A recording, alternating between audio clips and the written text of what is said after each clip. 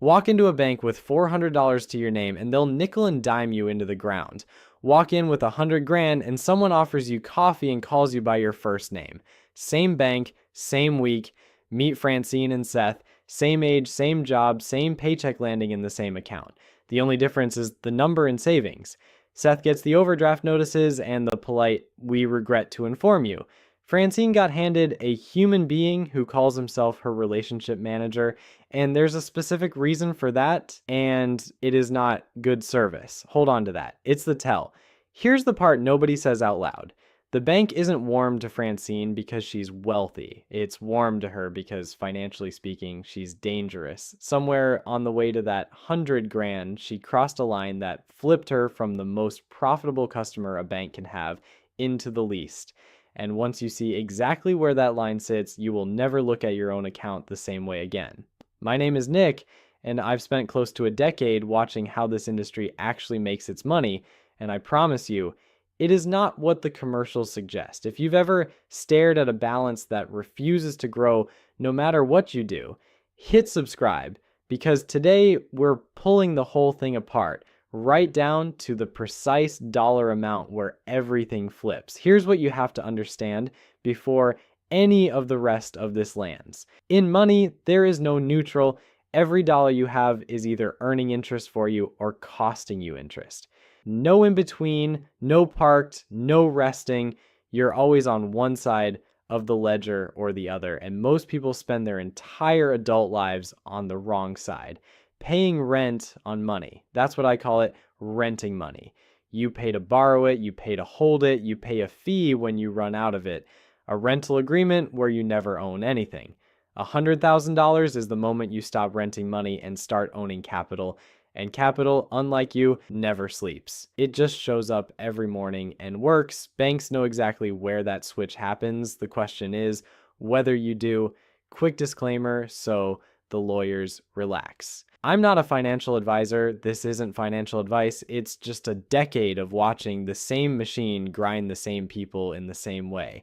So let's talk about how a bank actually eats. And let me start with the single most damning number in all of consumer banking. It comes straight from the government's own regulator. Roughly 9% of checking accounts generate nearly 80% of all overdraft fees. Read that again. 9% of customers pay almost 80% of the penalties. That is not a glitch, and it is not bad luck. That is the floor the entire building is standing on. Free checking for the comfortable majority, quietly paid for by the people living closest to zero. At its peak, before regulators started leaning on them, the industry pulled in around $15.5 billion a year just on overdraft and insufficient funds fees. $15.5 billion charged about $35 at a time to people who were short about $35. Picture a $4 oat milk latte that trips a $35 overdraft fee. That is officially the most expensive coffee in recorded human history, and somebody somewhere buys a version of it every single day. But fees are only the loud half of the machine. The quiet half is the spread, and it runs on you too. You hand the bank your money, and the national average it pays you to hold it is about 0.4%. 0.4. On $1,000, that's $4 a year, enough for most of a coffee, the non-overdraft kind. Then the bank lends that same money back out into the world at 7, 8, 22%. The gap between what they pay you and what they charge everyone else is called the net interest margin. And across the industry, it runs around 3.3%. They do it with everybody's money, all at once, all the time. Your deposit isn't sitting in a little drawer with your name on it. Your deposit is their raw material. Put a real number on it, hand a bank $100,000 and it might pay you $400 or $500 a year to keep it there. Then it turns around and lends your $100,000 back out as somebody's car loan, somebody's mortgage, somebody's credit line, earning $7,000 or more on the exact same money. You got $400, they got $7,000, and it was your money the whole time. Now here's the part that should make you sit up. The customer the bank loves most is not the one with the fat balance. It's the one who's always a little bit short. Think about who actually triggers those fees. To dodge an overdraft, you need a cushion. To get your monthly maintenance fee waived, most banks make you keep a minimum balance parked in the account untouched, usually a couple $1,000s. So the fee waiver, the thing supposedly there to help you avoid fees, only exists for people who already have enough money to not need it. If you've got the cushion, you never pay. If you don't, you pay every month for the crime of not having the cushion that would let you stop paying. It's a toll booth that only charges the people walking. Take Seth. He's not reckless and he's not stupid. He had $3,000 saved this time last year until a transmission died and a tooth needed a root canal in the same brutal month. And just like that, he was back down to $400. The bank doesn't see any of that backstory. On the spreadsheet, Seth is the perfect customer. He overdrafts twice a year. He never clears the minimum balance, so the maintenance fee hits every month. Every swipe of his debit card kicks a little fee back to the bank. He is, in the cold language of accounting, profitable. Francine is not. Francine keeps her balance high enough that no fee ever triggers. She moved most of her cash somewhere paying real interest, so the bank lost the cheap spread too. She reads the rate sheet. She negotiates. From the bank's point of view, Francine is overhead, and the entire consumer banking model is built on having far more Seths than Francines, which brings us to the obvious question. How do you stop being a Seth? And the answer is a number, the same number I promised you in the first 30 seconds. Here it is. About $85,700. That's the line. Let me show you why. Say you invest $500 a month and earn a steady 7% a year, roughly what the stock market has returned over the long haul once you strip out inflation. $500 a month is $6,000 a year going in by hand. By you, by your discipline. Now watch what your money does on its own. At 7%, the moment your balance crosses about $85,700, the interest it throws off in a single year, just over $6,000, becomes larger than everything you contribute by hand in that same year. Sit with that. Below that line, you're the engine, you're pushing the car. Above that line, the car is rolling on its own and you're just steering. Your money has quietly gotten a job. It clocks in every morning, makes its own coffee, and out-earns your entire savings habit while you're still asleep and drooling on the pillow. It never asks for a raise, never takes a sick day. It never once tells you it just doesn't feel appreciated around here. That's the silent raise nobody warned you was coming. A raise your boss didn't approve and can't claw back. And $85,700 sits right at the doorstep of six figures, which is why the old guys obsess over that one specific number. Charlie Munger, Warren Buffett's late business partner, a man richer than several small nations, is famously credited with saying, "The first 100,000 is a bitch, but you gotta do it." People love to quote it. Almost nobody explains why it's true. So let me watch the math. $500 a month at 7%. Getting from 0 to 100,000 takes you about 11 and a half years. Grueling, slow. This is the exact stretch where Seth checks his balance, sees a number that's barely moved, decides the whole thing is rigged, and stops. Almost everyone hits that same wall. But watch what happens to the ones who don't. Getting from 100,000 to 200,000, same 500 a month, same 7%. 6.5 years, the exact same 100 grand climb in nearly half the time, and it keeps accelerating from there. The first 10% of the journey to $1 million eats up almost 30% of the total time. The hill is steepest at the very bottom, which is exactly where everybody's standing, exhausted, convinced it isn't working. And it gets almost absurd if you just stop touching it.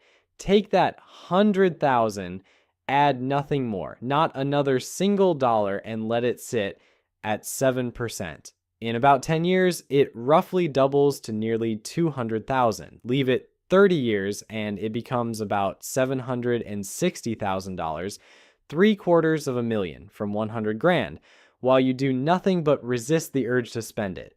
The hard work is all front-loaded. Once the snowball exists, your only job is to not stand in front of it. So here's the line I want you to tattoo somewhere. The first 100,000 is the hardest money you will ever make, and the last million is the easiest. Now I can already hear it, but I can't put away 500 a month. Okay, fair. Maybe it's 250. Maybe right now it's 50. Here's what matters. The destination doesn't change. Six figures is six figures. The door is the door, no matter how fast you walk toward it. Save less, and the exact crossover point drifts a little, and the slow stretch at the bottom of the hill gets longer, sure. But the physics on the other side are identical. The money still flips from costing you to paying you. Almost everyone who ever crossed this line spent years convinced they were too far behind to bother. They bothered anyway. Now let's put real numbers on it, because this is where the gap stops being abstract and starts being something you can feel. Seth carries a credit card balance like most people do. The average is somewhere around $6,300 at an average rate that's climbed to about 22%. So Seth pays roughly $1,386 a year in interest for nothing. He doesn't get a product, a vacation, a single thing. He pays almost $1,400 a year to rent money he already spent. Francine, meanwhile, has her $100,000 sitting somewhere sane, earning around 4.5%. That's $4,500 a year landing in her account while she sleeps. So look at the same person, separated only by which side of that line they're on. On one side, negative $1,400 a year. On the other, positive $4,500. The swing between those two lives is nearly $6,000 a year before either number compounds. Seth's interest compounds against him. Francine's compounds for her. Same math, pointed in opposite directions. And if you want the version that really stings, $100,000 of borrowing at credit card rates would cost you over $22,000 a year. $100,000 saved earns you $4,500. Same number, same 100 grand. The only variable is whether it's yours or theirs. So be honest with yourself for a second. Right now, today, which one are you? The one paying the $1,400 or the one earning the $4,500? There's no shame in it. Most people are on Seth's side, and most got there, honestly, same as he did. But you cannot climb off a side you refuse to admit you're standing on. Now, you might be thinking this is all fine for some imaginary rich person. So let me tell you how rare crossing this line actually is. The median American family has a net worth of about $193,000, but almost none of that is cash you can touch. The typical household has somewhere around $8,000 in checking and savings combined. $8,000, and survey after survey finds most Americans couldn't cover a surprise $1,000 expense without borrowing for it. So when we say $100,000 in actual liquid, do whatever you want with it, savings, we're talking about maybe 1 in 10 households. There is no comfortable majority to catch up to. You're trying to walk out of a room almost everyone you know is still sitting in, and Francine sat in that room for years before she found the door. That's exactly why it feels so hard. Not because you're doing it wrong, but because you're doing something genuinely uncommon, and uncommon always feels lonely while you're in the middle of it, and now I can finally pay off that thing from the very beginning. Remember Francine's relationship manager, the one I said existed for a specific reason that wasn't good service? Here's the reason. The instant you cross over, you stop being a source of fees and become a target of competition. The bank suddenly has to fight to keep your deposits and sell you the profitable products. So it assigns a living human being whose entire job is to make sure you don't take your 100 grand somewhere else. That's not kindness. That's retention. Walk into a big bank with 100,000 in combined balances and you trip a tear. At one of the largest banks in the country, it's literally called Platinum Honors, and it switches on at exactly that number. Suddenly, the monthly maintenance fee disappears, the out-of-network ATM charges get refunded, your card rewards get boosted, your savings rate gets a bump. The same institution that would have charged Seth $35 for being short now waives Francine's fees and calls her by name. Nothing about Francine changed except the number. She's the same person, but she crossed from the side where the bank profits off you to the side where the bank has to compete for you. And on that second side, all the predatory stuff just falls away. She has no reason to touch a payday loan running 400% interest. No reason to roll a balance. No reason to take the buy now, pay later bait sitting at the checkout. The cushion didn't just earn her money, it made her immune to the entire ecosystem that feeds on not having a cushion. And this is the part that matters more than any single number. What changes at 100,000 isn't really the balance. It's what the balance does to your decisions. When you have a cushion, You stop making choices from a crouch. You don't take the worst job because you need the check next Friday. You don't say yes to the bad car loan because you've got no other option. You can wait, you can walk away. Scarcity makes you small and fast and easy to take advantage of. A cushion makes you slow, patient, and impossible to corner. Every predatory product ever invented runs on one fuel, and that fuel is your inability to wait. You already know what the wrong side feels like, even if you've never put words to it. It feels like checking your balance before you tap your card at the grocery store. It feels like the kind of math you do at 2 in the morning about whether the car making that noise can hold on until next payday. The right side feels like the absence of all that. It's saying yes to dinner without the silent calculation. It's seeing the check engine light come on and feeling annoyed instead of afraid. The cushion doesn't just change your net worth. It changes what your own brain does at 2 a.m.